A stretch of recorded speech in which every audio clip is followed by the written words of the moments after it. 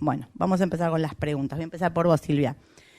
Desafío de exportar. ¿Cómo dar el salto exportador? ¿Qué herramientas que existen para que las empresas lideradas por mujeres puedan acceder a nuevos mercados? Es un tema, el mío, exportar, aunque parezca difícil, lo que conlleva a una pyme, no hablamos de las grandes, hablemos de las pymes que hacen al 70% de la mano de obra del país.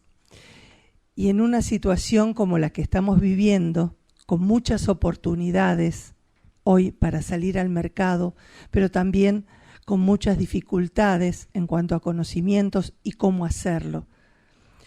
Si a mí hoy justamente estuve en el Ministerio de Agroindustria, tenemos el sello Alimentos Argentinos, somos exportadores de alfajores y yo les digo que en plena pandemia abrí mercado en la Unión Europea, cualquiera me diría, vos tuviste suerte.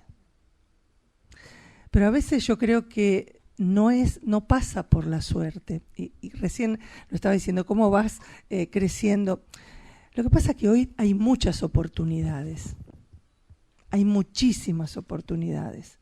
Pero siempre estamos cegados por lo que no se puede o el no. Yo muchas veces pregunto, vamos a hacer, no, pero ¿te parece? Entonces, si ustedes hacen un análisis, y les voy a dar tarea para el hogar, hagan un análisis de preguntarle a la gente alguna consigna, lo primero que van a escuchar es no. Y yo fijándome en eso, digo, ¿por qué no? ¿Por qué? ¿Cuál es la traba? Entonces, y el comercio exterior tiene que ser sí. Sí puedo.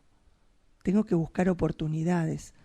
Tengo que saber que relacionarme, y más hoy globalmente, con el mundo y con las oportunidades que hay, me abre la cabeza, me abre el negocio para el mercado interno, pero me potencia la capacidad productiva para el mercado externo. Cuando hablamos del desafío exportador, yo tengo un producto, si cualquiera me diría, Silvia, vos empezaste con el Mercosur, empezaste por Brasil, llevaste alfajores hace 15 años a Brasil. ¿Qué me decía la gente? ¿Tenés garotos? ¿Vos vas a llevar alfajores con la temperatura que hay allá? Y me lo dijeron. Uno no se pone a veces a observar primero, a diagnosticar el contexto y a experimentar. Si yo me hubiese quedado muchas veces con lo que me decían, no hubiese avanzado. No me costaba nada salir, avanzar con mi esposo y ver qué capacidad yo tenía en ese contexto que es Brasil. Fíjense cómo Brasil hoy les encantan nuestros alfajores. Todos los brasileños vienen, se llevan cajas de alfajores. Vayan por San Telmo, pero son canastas las que se llevan. Ni que hablar en Misiones, y hace poquito, hace cosa de unos 2 meses, se dio comienzo a la Cámara Argentina del Alfajor, que no existía, siendo el alfajor un producto cultural argentino. Y bueno, y así fue como en carácter exploratorio empezamos, y esto puede ser mi producto es de corto plazo, o sea, si tiene todo en contra, porque es corto plazo, es alimentos, tengo que estar muy alineadas con las normativas a donde va a ingresar por los alergénicos que puede contener. Entonces, es un producto realmente difícil, pero fíjense que el potencial que yo tenía en ese mercado era tan grande que en menos de 1 año y medio logramos comercializar el producto con Brasil.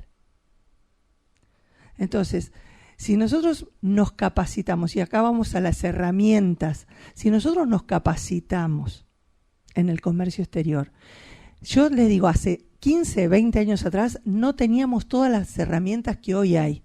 Hoy tenemos la Agencia Argentina de Inversiones y Comercio Exterior con programas adaptados al nivel que cada empresa tiene. Tenemos la Cancillería Argentina con un acceso directo con las misiones sectoriales, multisectoriales. son parte de una cámara y es un sector, se puede hasta hacer a medida, porque ellos analizan la región donde necesitan esos productos y podemos directamente hacer una misión comercial con rondas de negocio a través de la Cancillería. Sino optar por algunos de los programas que tiene la Agencia Argentina de Inversiones y Comercio Exterior. Y acá, y tengo que sentirnos orgullosos todos, porque hoy tenemos en el comercio exterior perspectiva de género.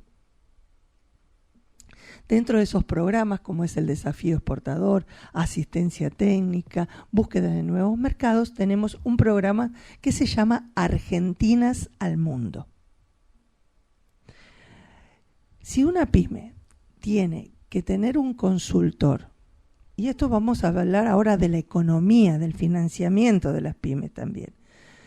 Una pyme tiene que saber de todo un poquito, no puede tener gerencias. Nosotros ingresamos, Cielos Pampeanos ingresa al programa Ganar Ganar de ONU Mujeres, y lo que hicimos, y estamos en el Manual de las Buenas Prácticas, es terciarizar en pymes de mujeres, contratamos pymes de mujeres en 3 sectores específicos, que es la parte sanitaria, de todo lo que se llevan seguridad alimentaria, la parte de comunicación y comercio exterior. Cualquier corporación tiene departamentos en cada una de esas áreas. ¿Cómo hacemos las pymes para trabajar en el comercio exterior, ser eficientes y tener todo lo que nos piden los mercados más exigentes?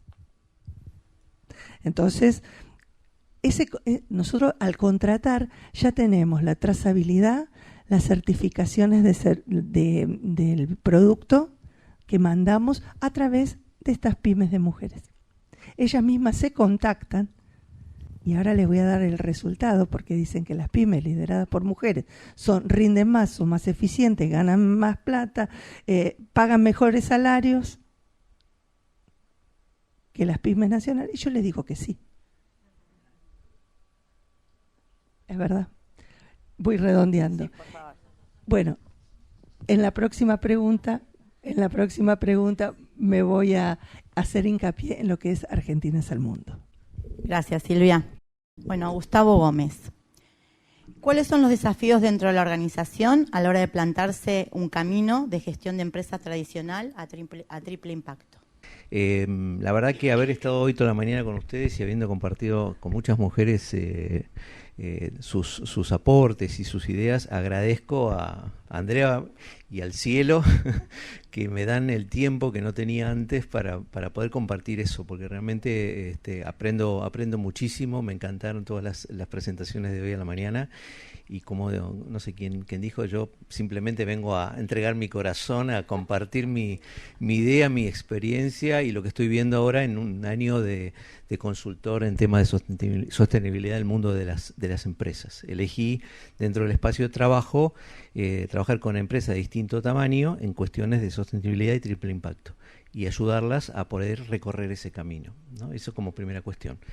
Lo que veo desde esa experiencia y de la experiencia de 20 años en las etapas anteriores es que muchas veces toda la cuestión del triple impacto de sostenibilidad no tiene si aplicás esta fórmula, y si aplicás esta fórmula encontraste la resolución de los problemas y el camino al seguir. La verdad que todo esto depende mucho del negocio, de la industria, de los accionistas, de los empleados, depende de muchos tipos de cuestiones. Entonces, si yo tengo que elegir algún desafío entre la organización, es ver cuál tiene que ser ese camino, y eventualmente desde algunas prácticas, como puede ser el tema de los ODS que se comentó hoy a la mañana, algún tipo de... Bueno, el sistema B tiene toda una evaluación muy interesante para poder saber un poco, sacar una foto de ver dónde estamos parados, y empezar a construir desde ahí, ¿no? Desde esos gaps, empezar a construir un proceso que se tiene que ir adaptando a las personas, a los clientes, a todo lo que llamaban hoy los stakeholders. Eso como primer desafío. El otro desafío fundamental es lograr el involucramiento de lo que se llama el C-Level, es decir, el involucramiento del máximo nivel de dirección, y después lograr que eso empiece a pegar en la cultura de las organizaciones, que haya una cultura de la sustentabilidad, que haya una cultura de entender los impactos que vamos generando en nuestro negocio, digamos, ¿no? Así que desde ese punto, no sé cuál va primero, pero me parece que el tema del engagement y el tema de involucrar al C-level, algunos hablan, cuando se habla en tema de sustentabilidad, se habla si por conveniencia o por convicción, ¿no? Y la verdad que no importa si es por conveniencia o por convicción, mientras sea bueno para el planeta y sea bueno para las personas, vamos por ahí. Lo que pasa es que yo veo que si es por conveniencia es de corto plazo, ¿no? Es decir, ir transformando la cultura para que desde la cultura de las organizaciones, la forma en que contratan a los proveedores, la forma que se presentan frente a sus clientes y sus públicos, empiece a ser creíble en la medida que empiece a ser por convicción. Pero para arrancar me parece que todo el marco legal que se hablaba hoy a la mañana, todas las condiciones, son condiciones necesarias, pero que si realmente no hay convicción en el corazón y en querer hacer las cosas de otra manera, y ahí yo le tengo mucha fe a las nuevas generaciones, ¿no? A los jóvenes, a todo lo que viene por ese lado. Por eso adhiero totalmente a la importancia de la educación en estas temáticas. Me parece importantísimo. Pero los viejitos también, de alguna manera vamos concientizando y de alguna manera vamos haciendo nuestro aporte. Otra de las cuestiones es el alineamiento de los drivers estratégicos que decía antes y la sostenibilidad. Porque muchas veces las organizaciones tienen esquemas de a dónde quiero estar en 3 años, 5 años, 10 años, por lo menos tentativamente. En Argentina es más complejo, pero yo estoy trabajando para la región y lo que pasa es que a veces esos drivers están totalmente afuera del mundo de entender cuáles son las variables que hay que incorporar dentro de lo ambiental y dentro de lo social. Entonces creo que ahí, desde el punto de vista de desafío, es un tema. Y el cuarto, que creo que recién comentaban algo, que es el tema de financiamiento. Acá tienen que aparecer los bancos y ponerse las pilas y hacer determinado tipo de enfoques totalmente diferentes a lo actual, en términos de entender el negocio y ver de qué manera realmente los bancos tienen una necesidad también de transformar su negocio, ¿no? Bueno, gracias. Bueno, ahora voy a ir con Luis. Desde tu rol de investigador, ¿cuál fue el hallazgo que tuviste con respecto a la diversidad? Bueno, primero, también una breve introducción personal. Yo trabajé 35 años en el mundo cooperativo, en bancos, los 35 años. Soy ingeniero de formación, siempre trabajé en las áreas más técnicas hasta que a los 15 años de mi carrera alguien me dijo, ¿querés hacerte cargo del área de recursos humanos? Yo no sabía nada de recursos humanos, pero había hecho un especie de plan, de objetivos, y por eso me lo ofrecían. Y bueno, y nunca me olvidó, ahí cuando salí de la primera reunión, ya nombrado gerente de recursos humanos, se me acercaron 2 personas. Una me dijo, Luis, vos quédate tranquilo, andá al C-level, al comité de dirección, manejala. Y otro me dijo, Luis, te voy a entregar esto. Y me entregó un libro de un gran amigo, que después fue un gran amigo mío, lo es, Luis María Cravino, que se llama, el libro es Un trabajo feliz, ¿no? Yo me tenía que hacer cargo de recursos humanos, tenía claro, me lo devoré en el fin de semana ese, y ese libro me cambió la perspectiva y me transformó a partir de ahí como profesional y sobre todo hasta como persona, ¿no? El rol de trabajar con las personas, el rol me transformó mucho profesionalmente, y por suerte armamos un equipo fabuloso que llegó a ser la mejor empresa para trabajar de la Argentina. Y bueno, y a los 60, justo antes de la pandemia, me tocó retirarme de la vida corporativa, y la verdad que no sabía qué hacer. Estaba en casa en la pandemia mirando el techo, y me inventé un proceso que para mí fue también fundacional de reinvención, fotorreinvención, que fue, yo lo llamé 60 charlas para reinventarme a los 60. O sea, elegí 60 personas que estaban en su casa también, fue el inicio de la pandemia, y yo les pedía, que yo admiraba, o que yo, y me anoté todo lo que las charlas me las tomaba, ¿no? Y fue un proceso también muy que me enriquece y que me permitió descubrir un nuevo propósito, un ikigai, como es la palabra japonesa que asociada a propósito, que tiene que ver con esto de investigar el futuro del trabajo en un mundo en reinvención, que es un poco como yo encontré mi ikigai para esta etapa de mi vida allí. Entonces, esta introducción más personal es para responder a la pregunta de la diversidad, ¿no? Yo creo que las empresas todos veníamos en la transformación. Era como manejar por la autopista. Uno elegía el carril que iba, uno iba en el carril de 50, otro en el de 80, otro, pero todos sabíamos que íbamos a transformarnos, que lo digital llegaba, ¿no? Eso era. La pandemia fue como salir a navegar en un auto, el Rally Dakar, ¿no? O sea, a los saltos, no saber por dónde ir, tener que ir a veces rápido, a veces lento. Y el mundo se llenó de reinvención, ¿no? Y ahí donde yo de alguna manera fui investigando esto, el trabajo, ¿no? Para mí el trabajo es un elemento central para la evolución de las personas, de los equipos, de las comunidades, que tiene muy mala prensa porque se le asocia a la compensación, pero es fenomenal cuando uno escucha a los colegas de nuestra generación y hablan de su trabajo, y el trabajo les hace recordar a muchos lo mejor que vivieron en la vida. Esos compañeros, ese equipo, esos logros, ¿no? Entonces, el concepto del trabajo como desarrollo de las personas es un poco mi Ikigai y lo que estoy investigando. Entonces, me puse a investigar allí cuáles eran las tendencias post-pandemia, ¿no? Y en las tendencias post-pandemia aparece obviamente el trabajo remoto, un gran disruptor, ¿no? Y que hoy se llama híbrido, pero eso cambió para no volver atrás, ¿no? Depende de la industria, depende del sector, depende del puesto, pero claramente hay un cambio. Hay otra mirada sobre el concepto de bienestar después de la pandemia, ¿no? Que las empresas tienen que abordar. Aparece el tema sostenibilidad que Gustavo mencionó. Hay que cuidar el planeta porque no hay vacuna contra el cambio climático. Ahí o lo cambiamos o claramente la vamos a pasar mal, ¿no? Y aparece el tema de la diversidad. Los americanos lo llaman DEI, diversidad, equidad e inclusión, ¿no? Y aparece el tema de la diversidad como uno de los drivers de la post-pandemia en el marco de las empresas.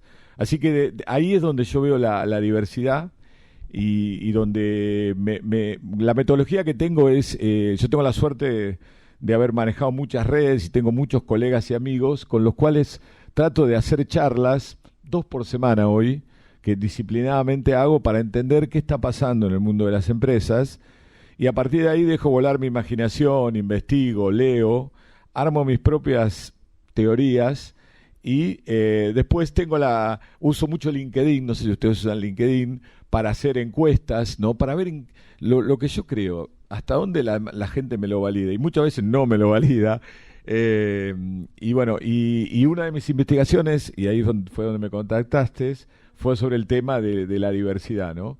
Entonces ahí aparece el tema de la diversidad. Y diversidad y meritocracia es un tema que aparece en esas conversaciones. Cuando yo le pregunto a la gente sobre cómo ven la meritocracia, ¿no? En este mundo donde hay que competir, donde hay que exportar, donde hay que ser eficiente, donde el mundo compite, ¿no? Cada uno busca su unicidad en este mundo. La meritocracia parece ser un elemento, ¿no? Y la gente pide, dame las oportunidades en función de lo que yo logro, ¿no? Y por otro lado, las empresas tienen el desafío de ser diversas. Diversas en lo que yo llamo, mi artículo, después si quieren lo pueden leer en LinkedIn, se lee fácil, se llama Las múltiples dimensiones de la diversidad. Después vamos a hablar un poco de eso, ¿no? Yo creo que género, que es casi sinónimo hoy de diversidad, ustedes tienen la responsabilidad, las impulsoras de la diversidad de género, de llevar eso a todas las dimensiones de la diversidad, ¿no? Para que las empresas sean realmente diversas, porque las comunidades son diversas, porque los clientes son diversos y porque le van a exigir a las empresas ciertas conductas y ciertos comportamientos que las empresas saben que le van a exigir y que van a mirar. Así que te respondo y termino esta pregunta, la encuesta. Lo que dice que la mitad de la gente cree, de la encuesta que hice en LinkedIn, la mitad de la gente cree que diversidad y meritocracia no van en contra, que van juntas y que de hecho se potencian. La mitad no. De la mitad que creen que hay un conflicto entre diversidad y meritocracia, creen que la mitad de esas, o sea, un 25%, dice hay que gestionar el conflicto, como tantas veces te pasa en la empresa.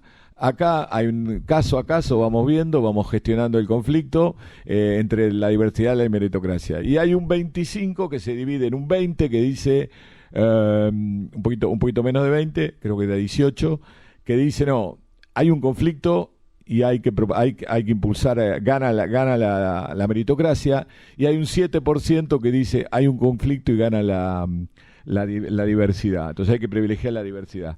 Yo pienso que es un tema a gestionar. Yo pienso que ahí hay algo muy fuerte que vos decías, Silvia, de la cultura, ¿no? Y la cultura es un elemento muy importante, ¿no? Y la diversidad entra en términos de las culturas de las organizaciones y la propia a qué velocidad las organizaciones siguen las tendencias de la sociedad y de la comunidad. Entonces, yo creo que creo que no es tan simple. Creo que hay mucho, lo dejo para otra pregunta, si querés, hay mucho sesgo consciente e inconsciente que tenemos en estos temas, y que siempre quiero poner como, tengo un ascenso y pongo a alguien que conozco, pongo un amigo mío, pongo el que tengo confianza, ¿no? Y claramente eso es hay que desafiar esas creencias, y el rol del profesional de capital humano es poner siempre una terna, discutir, conversar, ¿no? Y buscar, según el caso, obviamente si yo tengo que ir a un médico que me opera del cerebro, y yo tengo que ir por meritocracia, ¿no? Hay funciones. En cambio, si yo puedo acompañar el desarrollo de una persona, de un barrio vulnerable, ¿no? Yo tengo, acá con Gustavo tenemos un grupo de 12 líderes de barrio vulnerable que mañana nos reunimos con los 12 líderes para acompañarlos en su evolución. Yo tengo una persona que se desarrolló en un barrio vulnerable y que veo que tiene potencial y lo tengo que acompañar. Entonces, mi punto es, hay que gestionarlo caso a caso. Bueno, seguimos con Silvia. ¿Por qué es importante reducir las barreras de la mujer en el comercio exterior? Bueno, creo que la contesté en la anterior, que fueron cómo son las empresas en cuanto a su rendimiento, a su capacidad de venta, que pagan mejores sueldos, tienen mayores ganancias, inclusive con mujeres en posiciones de liderazgo. El Centro Económico Mundial establece, y no lo digo yo, que el Producto Bruto Interno de un país crece mucho más con mujeres al frente.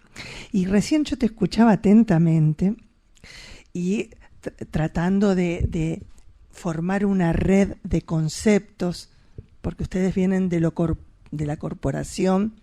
Yo fabrico para las corporativas, pero a su vez lidero una red de mujeres de la industria. Y yo estaba pensando, cuando hablamos de diversidad de tamaños, diversidad de sectores, que también tenemos sectores de la industria, tenemos mujeres a cargo de fábricas de ladrillos, presidentas de cámaras, de cámaras de la construcción. ¿Cuántas mujeres hoy están liderando espacios que antes no los tenían? Inclusive en la Unión Industrial, la parte de, y lo sabemos muy bien con Alejandra, la parte de liderazgo o de asumir dentro de un directorio o dentro de una junta, había un 12% de mujeres que podían intervenir y dar sus opiniones. Y hoy ya estamos entre un 33 y un 40%, y mujeres a cargo de departamentos dentro de la Unión Industrial.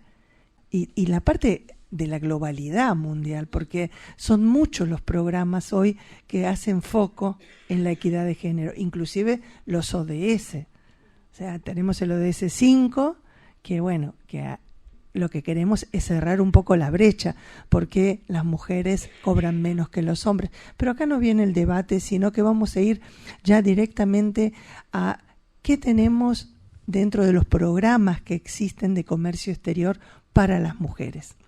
Y había hablado de Argentinas al Mundo. Argentinas al Mundo es un programa donde nosotros, y bien lo dijo Alejandra, ella inicia en la Unión Industrial de la Provincia de Buenos Aires, la primera vez que tenemos un departamento de mujeres, lo funda, ese departamento empieza a crecer, empieza a ser cada vez más concurrido y entra en el programa Ganar Ganar de OIT. Estoy hablando a nivel de Cámara, ¿no es cierto? Y entra la OIT y la Unión Europea subvencionando todo este programa. Entonces se empieza a hacer una investigación en las uniones industriales y en las mujeres de la industria, cuáles eran los inconvenientes que tenían para posicionarse en sus industrias, tal vez para poder aportar sus conocimientos, su visión. Y bueno, de todo este programa se va creando la Red de Mujeres de la Industria, avalada por la OIT. Esa red llega a la Unión Industrial Argentina, se forma la primera Comisión de Género y Diversidad, que tiene un año recién en la Unión Industrial Argentina, en la UIA, y de ahí surge, por el trabajo desde la provincia hasta Nación, la Red de Mujeres de la Industria. Y dentro de ese espectro tenemos nodos, el nodo Centro, Cuyo, Sur, el nodo Buenos Aires. Tenemos la posibilidad de trabajar con ejes temáticos, así como el financiamiento, la asistencia en cuanto a la parte técnica de las empresas, y uno de los ejes es comercio exterior, el cual coordino. Y ustedes saben que la Unión Industrial, junto con la Agencia Argentina de Inversiones, tiene la presidencia, la Unión Industrial, de la parte de administrativa dentro de la agencia. Entonces hicimos como un convenio entre la Red de Mujeres de la Industria y la agencia. La primera reunión que convocamos a mujeres que querían exportar, casi 300 empresas en toda la República Argentina que tenían ganas de exportar con sus productos, de las cuales 182 habían tenido ya una experiencia, conocían el comercio exterior, habían realizado exportaciones, pero en ese momento estaban como latentes. Inclusive hasta generaciones que se iban incorporando, las nuevas generaciones a las empresas.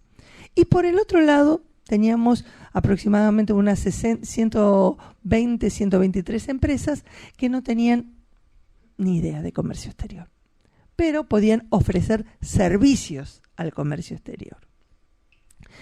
Y lo que nos llamó la atención, que no estaban solamente radicadas en Buenos Aires, que generalmente el polo industrial más grande de exportaciones está en Buenos Aires. No, estaban en la zona del centro, la zona de Cuyo, Santa Fe, también un polo industrial bastante importante, liderados por mujeres. De esas mujeres, las incorporamos a Argentinas al Mundo. Ellas presentaron, y miren cómo va por decantación, que no es tan fácil. Ellas presentaron todos los requerimientos que tiene el programa Argentinas al Mundo, lo que era antiguamente la Fundación Exportar, y vemos que solamente, y el resto estamos tratando de capacitarlas, 20 podían acceder a ese programa de Argentinas al Mundo. Esto hace un año que lo estamos trabajando. De esas 20 ya tienen asistencia técnica, lo que sería su departamento de comercio exterior. Esto es un programa que está subvencionado por el Estado, que no necesitamos costos. Pero muchas veces la comunicación, porque hacemos informes, todo muy lindo, pero la comunicación no llega. Y esas ya tienen asistencia técnica. 15 están en desafío exportador. Tenemos empresarias que ya han tenido el beneficio de asistir a una feria gratis. El stand totalmente gratis, solo se tienen que pagar su pasaje y su estadía. Después, todo lo que puedan generar de negocios, una al año la tienen gratis. Y tenemos una de las empresarias, que esta que yo les digo que tiene fábrica de ladrillo, Stibor, ha logrado poder, con todo pago, asistir a una de las ferias más grandes que hay en Italia para que tenga nueva tecnología de máquinas para sus empresas. O sea, ya estamos viendo, es muy lento, pero ya estamos viendo los logros. Bueno, Gustavo, ¿cuáles son las resistencias a superar en los comités de gobierno y en los cambios culturales que más les cuesta a las personas y cómo superarlos? Bueno, en principio la primera cuestión es que las organizaciones son las personas, ¿no? Las personas no son una cosa y las organizaciones son otra, y pasa en cualquier ámbito, ¿no? Privado, público, donde quieras, siempre el ser humano es el que genera los procesos de cambio, que genera los procesos de transformación o los que los bloquean, digamos, ¿no? Creo que en términos de la agenda de diversidad y de género, el trabajar en esas políticas va a hacer que de alguna manera, por lo menos el mix de pensamiento colectivo también de alguna manera ayude a tener una mirada diferente. Pero hay hablando un poco en tema de sustentabilidad, hay una cuestión que me toca ver y que viví después de tantos años en el mundo corporativo, que es lo que le llamo la falta de ecología interna, ¿no? El tema de los, por ejemplo, silos organizacionales. Cuando hay un montón de energía positiva dentro de las organizaciones, o también negativa, la toxicidad, todas estas cuestiones de las que se habla, yo creo que son totalmente antiecológicos, porque hay mucho dinero que se pierde, hay mucha energía humana, hay mucha cuestión en donde no la miramos. Y habría que implementar alguna idea no sé si existe, alguna idea de economía circular para estas cuestiones, ¿no? De cómo logramos generar una cultura, una mirada colectiva diferente, y por eso hablaba de las trabas que encontramos desde ese lugar, para que esa energía humana tan positiva para generar procesos de cambio, de transformación, no se diluya por los hilos, por los intereses individuales y por las contradicciones que las mismas organizaciones tienen. Cuando decimos acá se trata de ganar dinero, y ese es el único tema, y los quarters, y medimos cómo venimos la facturación, las empresas que cotizan en la bolsa de Estados Unidos, que tienen que generar mandatos de rentabilidad, entonces, ese tipo de cosas. Obviamente que las empresas tienen que estar para ganar dinero, ¿no? Esto no estoy diciendo nada que no se entienda, pero si esa lógica es solo la lógica de ganar dinero, estamos complicados mirando hacia el futuro. Y esa lógica, de vuelta, las nuevas generaciones la ven, la olfatean, la perciben, y eso hace que la marca empleadora se distraiga, que la gente se vaya de las organizaciones. La gran renuncia, de esto que se habla ahora, tiene que ver con este momento de la sociedad donde la gente se cuestiona si está en el lugar que quiere estar. Ahí veo una falta de ecología enorme, hablando de sustentabilidad humana, por llamarlo de alguna manera. El otro tema, bueno, es organizaciones que tienen el problema de la cultura de la reacción, y más en Argentina con todas las situaciones que vamos pasando, frente a una cultura sostenible, una cultura que vaya generando dispositivos. No hay, como decía en la pregunta anterior, no hay una ruta hiper clara, pero si dijimos que vamos a generar, la cultura se va generando a partir de dispositivos que vamos creando, ¿no? La voz del empleado, no sé, dispositivos que vayamos construyendo, y que tienen que ver justamente con crear un comité de sustentabilidad o crear responsables de estos temas, porque hoy por hoy muchas veces lo más fácil es, bueno, ponérselo a recursos humanos, ¿no? O ponérselo a tal porque queda bien que haya alguien, digamos. Pero si eso no vuelve en el diseño del modelo de negocio, en las métricas de medición, hay una contradicción enorme que se produce en las compañías, y muchas veces sin mala fe. Entonces creo que ahí lo que faltan son conversaciones estratégicas, muchas veces dentro de los altos niveles de la organización, ponerse de acuerdo en algunas cuestiones mínimas. Cualquier parecido con los gobiernos es pura casualidad, y que desde ahí, de esa mirada necesariamente sustentable en el largo plazo, porque si no volvemos a los hilos, empezar a generar propuestas de valor, que no hay una cuestión perfecta, sino que lo que hay son posibilidades.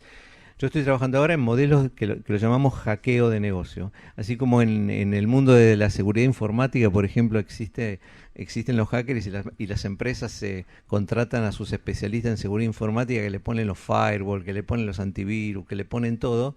Bueno, tendremos que crear algo que de alguna manera nos haga tomar dimensión de cómo estamos en términos del triple impacto. Y que eso sea la base para generar el alineamiento estratégico. Creo que ahí, un poco en términos de propuesta, debería ser eso. Animarnos a hackear el negocio como lo hackeamos desde la seguridad informática, desde los riesgos, de amenazas que vemos que aparecen en los bancos. Por ejemplo, cuando apareció Mercado Libre, en su momento era una amenaza terrible. Bueno, ahora se pusieron de acuerdo, pero lo debo decir, hay como una cultura de ver determinadas cuestiones y el tema de sustentabilidad. El triple impacto no está en una agenda de desafío de negocio. Lo que creo que es importante es empezar a instalarlo en la agenda, empezar a buscar coherencia y a ser mucho más ecológico en los circuitos internos y de cultura de las organizaciones, ¿no? Vamos con la última pregunta para Luis. ¿Cuáles son las dimensiones más y menos visibles de la diversidad y los avances más importantes que vos nos puedas marcar? Sí, este tema de las múltiples dimensiones de la diversidad es lo que mi búsqueda del proceso de diversidad me cautivó como idea. Y lo que yo veo es, hablando con la gente y escuchando, como que hay dimensiones visibles de la diversidad que son evidentes y hay dimensiones invisibles aún para la conciencia de quien está tomando la decisión. Un poco lo decía antes, ¿no? Claramente, por eso digo que el avance que ha hecho, queda mucho camino por recorrer, como decía Silvia, pero el avance que se ha hecho en materia de género claramente abrieron el camino para otras dimensiones de la diversidad, ¿no? Entonces uno dice, bueno, cada sociedad tiene las suyas, pero ¿cuáles son las más visibles? Bueno, sin duda la de género, sin duda la de raza en otros países. En Argentina no parece tan relevante, pero a mí me ha tocado estar en las comisiones de Great Place to Work en Estados Unidos y el 85% de la gente está dominado por el tema de la diversidad de origen racial, ¿no? O sea, cada sociedad tiene lo suyo, ¿no? Y después hay dimensiones invisibles, ¿no? Y bueno, cuando yo pregunté sobre este tema, por ejemplo, lo que aparecía bueno, el tema de religión también a veces es un factor, ¿no? Que a veces es visible y a veces invisible. El tema del edadismo, ¿no? Es un tema que era bastante invisible y ahora empieza a ser visible, producto de una escasez de talento, ¿no? Que yo creo que hay en el mundo y en Argentina, ¿no? Y yo veo un edadismo en dos vueltas. En muchas empresas el edadismo es anti-senior, por llamarlo de alguna manera. Pero en otra empresa están los senior que no le dan lugar a los jóvenes. Y no se dan cuenta que los clientes, la comunidad es diversa. Entonces te encontrás que un producto para jubilados lo diseña un chico de 20 y pico de años o viceversa, un producto para jóvenes lo está pensando. Entonces ahí donde la diversidad el edadismo yo creo que está también, era una dimensión, porque cuando uno le pregunta a los electores de las empresas sobre el tema de la edad, dice, pero ¿por qué me preguntás por la edad? ¿Cuántas veces nos ha pasado que vos no tomás una persona porque participó de tal idea, de tal ideología, porque estuvo casado con alguien o porque no estuvo, ¿no? Esas no son dimensiones de la diversidad también. No son donde el sesgo interno, ¿no? El qué me parece, ¿no? No son dimensiones que tienen que ser hackeadas de alguna manera, ¿no? Del punto de vista de lograr un equipo diverso. Lo que está probado por todos es que los equipos diversos son fenomenales para anticiparse a lo que viene. Y si hoy hay algo que nos sobra en el mundo y en Argentina, es incertidumbre.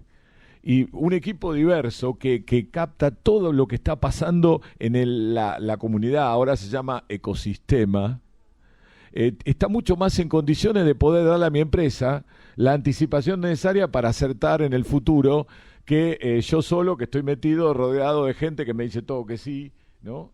Entonces, claramente, para anticiparse, para innovar, la diversidad ayuda muchísimo para ser más por lo tanto, sos más productivo, porque al acertar más de lo que querrás, sos mucho más productivo, por lo tanto, mucho más eficiente, por lo tanto, le va mejor a la empresa, ¿no? Por lo tanto, ahí hay una componente en esas múltiples dimensiones, ¿no? ¿Cuántas veces pasó, no sé si a usted le pasó de trabajar en empresas fusionadas? Una empresa se compró a otra, y vos sos de la empresa A que fue comprada por la empresa B, entonces no. Ahí tienes otro sesgo antidiversidad, ¿no? Entonces, claramente yo creo que el tema de la diversidad, y termino con esto, para mí la gran dimensión que tienen, el desafío que tienen las empresas es conocer más a sus clientes y a sus empleados y a su talento. Y a partir de conocer a su talento y a sus clientes, apuntar a generar una propuesta de valor hiperpersonalizada, ¿no? Muy cercana a lo que cada persona necesita, porque cuando la empresa me sorprende con una propuesta de valor cercana a mis dinámicas y cambiantes necesidades. No era lo mismo cuando yo era papá de mis chicos que tenían meses a hoy que tienen 30 años, ¿no? Pero hace 10 años yo tuve que cuidar a mi mamá y en otro rol, y ahí la empresa me puede acompañar, ¿no? Entonces esa empresa que me conoce, que me entiende, que me sigue y me da una propuesta que permite que yo ponga sobre la mesa la mejor versión mía para lograr una persona mucho más satisfecha y una empresa mejor, ¿no? Yo creo que mucho tiene que ver con eso, el desafío de la gestión de talento tiene que ver con eso. Creo que los datos que hay en las empresas, la disposición de la gente, respetando los temas de confidencialidad, y que es otro tema para otra conferencia, el tema del uso de los datos, pero el conocer mucho más a las personas en sus intereses, en sus cambiantes dinámicas, en sus habilidades, va a permitir diseñar equipos diversos que acompañen esta compleja realidad de las empresas para adaptarse a entornos muy cambiantes y muy demandantes. Mira, yo siempre tengo un ejemplo que me ocurre en este tiempo, ¿no? Yo tengo 63, igual que Gustavo, y la otra vez ya se me acerca la etapa de lo que se llama jubilación. A mí la palabra jubilación no me gusta, ¿no? Júbilo. Y la jubilación, bueno, en Argentina lamentablemente es un ingreso mínimo garantizado, ¿no?